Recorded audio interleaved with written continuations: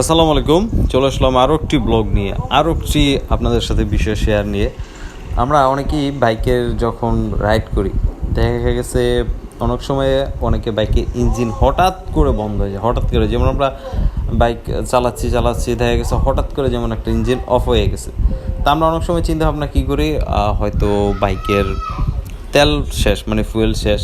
আবার দেখা গেছে অনেকে চিন্তা করি এই সমস্যা ওই সমস্যা, প্লাগে একটু ঘষা মজা দিই কিনা। তো সাধারণত আমরা রাইড করার ক্ষেত্রে বেশিরভাগ যে জিনিসটা ফেস করি সেটা হইতেছে শীতকালে এই জিনিসটা বেশি হয়ে থাকে, যেমন হঠাৎ করে বাইক ইঞ্জিন স্টার্ট অফ হয়ে যায়। তো এটার মোটামুটি যতটুকু আমার ধারণা বা আমি যতটুকু রাইড করছি, সেক্ষেত্রে আমরা যখন শীতের সময় একটা বাইক স্টার্ট করি, আমরা ফার্স্টে কী করি, সেলফ মারি। আসলে শীতের সময় সেলফটা কিন্তু ইম্পর্টেন্ট না, সবচেয়ে ফার্স্ট হইতেছে যে বাইকে কিক আছে ওইটা কিক দেওয়াটাই বেস্ট, মানে আমার কাছে বেস্ট এবং বেটার। আর যেটা কিক নেয় ওটা তো সহজে স্টার্ট না নিয়ে ধাক্কা আমাকে স্টার্ট নিতে হয়। তারপরে যদি দেখতেছেন এই সময় যদি কিকে স্টার্ট নিচ্ছে না বা আপনাদের সেলফি স্টার্ট নিচ্ছে না, তখন ওই যে বাইকের নিচে একটা চোখের মতো থাকে, যেটাকে চোখ বলে, চোখটা টান মেরে স্টার্ট দিতে পারে। তো সেক্ষেত্রে আবার দেখা গেছে অনেক সময় বাইক আপনাদের প্লাগের কারণে হঠাৎ করে ইঞ্জিন অফ হয়ে যেতে পারে। এটা কিন্তু হয়, এমন যে না হয় না। তো সেই ক্ষেত্রে আপনারা কী করবেন, প্লাগটাকে একটু ঘষিয়া মিশিয়ে তারপর আবার লাগায় তারপরে কিন্তু কিক দিবেন। যদি যে ব্যাকে কিক আছে সেটা আপনারা কিক দিবেন। আর যদি সেলফে যদি স্টার্ট না আনে, তাহলে যে সেকেন্ড গিয়ারে ফেলায় ধাক্কা দেবেন। আরেকটা জিনিস, অবশ্যই আপনারা ভালো মানের ফুয়েল ব্যবহার করবেন, যেখানে একটা ভালো পাম্প আছে। আমি কিন্তু এই ফুয়েল নিয়ে অনেক ব্লগ করছিলাম, এই অকটেন পেট্রোল এগুলো নিয়ে আপনাদেরকে আমি শেয়ার করছিলাম। আসলে ভালো মানের যে ফুয়েলগুলো থাকে এটার পারফরমেন্সটা কি। আপনি যখন আপনার বাইকে একটা ভালো মানের ফুয়েল দিবেন, তখন দেখতে পারবেন একটা বাইকের পারফরমেন্স, তারপরে বাইকের মাইলেজ অনেক কিছু ভালো পাবেন। আর একটু খারাপ যদি বলেন না, তাহলে দেখবেন মাইলেজের দিক দিয়েও কম পাবেন, ইঞ্জিনও কিন্তু সমস্যা হইতে পারে। এমন না যেন হয় না, অনেক সময় হয় এই ইঞ্জিনের কারণে কিন্তু আপনার বাইক বন্ধ হয়ে যেতে পারে।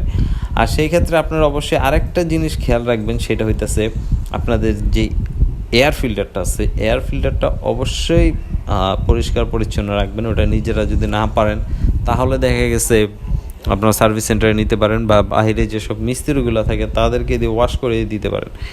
তো তারপরে যদি দেখেন বাইকটি আপনার ইঞ্জিন স্টার্ট হচ্ছে না, সেক্ষেত্রে কী করবেন, সেক্ষেত্রে একটা সমাধান, যেটা হইতেছে মিস্ত্রির কাছে এটা নিয়ে যাইতে হবে, এই আর কি, তেমন কিছুই না। তো আমরা আসলে বাইকের ক্ষেত্রে অনেক কিছু রাইড করার ক্ষেত্রে আমাদের অনেক অভিজ্ঞতা থাকে, যেগুলো আমরা নিজেরাই যখন একটা বাইক রাইড করার ক্ষেত্রে নিজেরাই আর কি ফেস হই। আর যখনই ফেস হই তখন নিজেরাই সমাধান করার চেষ্টা করি। সেক্ষেত্রে আপনারাও ঠিক এই কাজটি করতে পারেন। একটা বাইক যখন রাইড করবেন, তখন বাইক রাইড করার ক্ষেত্রে প্রত্যেকটা জিনিসের প্রতি আপনারা খেয়াল রাখবেন, অবশ্যই খেয়াল রাখবেন। কারণ হইতেছে এই বাইক যখন আপনি রাইড করেন, রাস্তাঘাটের সমস্যা হইতে পারে, এমন না যেন সমস্যা হয় না, প্রত্যেকটা জিনিসের মধ্যে সমস্যা থাকে। আর প্রত্যেকটা জিনিসের সমস্যা আমাদের ফেস হতে হয়। সেক্ষেত্রে উপস্থিতি বুদ্ধিটা অবশ্যই চেষ্টা করবেন খাটানোর জন্য। মানে যেগুলো স্টার্ট না নিলে কী হতে পারে, অনেক সময় দেখা গেছে ইঞ্জিন কিছু বাইকের ইঞ্জিন হিট হওয়ার বেশি ওভার হিট হয়ে গেলে তখন স্টার্ট নেয় না। তার কারণ হইতেছে, যেমন অনেকেই নতুন বাইকার যারা বা একেবারে নতুন, তেমন বাইক সম্বন্ধে জানে না, তারা দেখবেন ফার্স্ট গিয়ারে গাড়িকে দুমদারাক্কা চালায়, সেকেন্ড গিয়ারে দুমদারাক্কা, মানে পুরো হিট ফায়ার গাড়িরে পুরো খাচ্ছিত বানালায়। তো তাদের ক্ষেত্রে একটু খেয়াল রাখা উচিত এই জিনিসগুলো। তো আশা করি আমার এই ব্লগগুলো আপনাদের ভালো লাগবে। আর যদি ভালো লাগে চ্যানেলটা সাবস্ক্রাইব করতে পারেন। বিদায় নিচ্ছে এখান থেকে, দেখা হচ্ছে পরবর্তী যে কোনো ব্লগ নিয়ে। আল্লাহ হাফেজ।